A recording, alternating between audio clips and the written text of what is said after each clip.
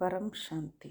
ಮುಂದೆ ಬರಲಿರುವ ಜಗತ್ತು ಪರಮ ತತ್ವದ ಜಗತ್ತಾಗಲಿದೆ. ಬರಲಿರುವ ಜಗತ್ತಿನ ಕಲ್ಪನೆಯೂ ಸಹ ನೀವು ಮಾಡಿಕೊಳ್ಳಲು ಸಾಧ್ಯವಿಲ್ಲ. ಇಂದಿನ ವಿಜ್ಞಾನ ಸ್ಥೂಲ ವಿಜ್ಞಾನವಾಗಿದೆ. ವಿಜ್ಞಾನದ ಸಾಧನಗಳೆಲ್ಲವೂ ಪರಮತತ್ವದ ಸಾಧನಗಳಾಗಲಿವೆ.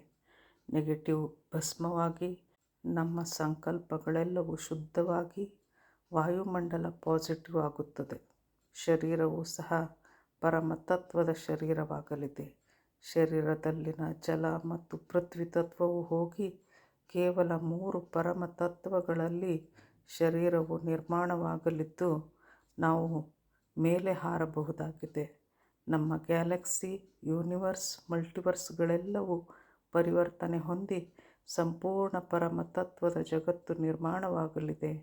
ಕಲ್ಪನೆಗೂ ಸಿಗದ ಜಗತ್ತು ನಿರ್ಮಾಣವಾಗಲಿದೆ.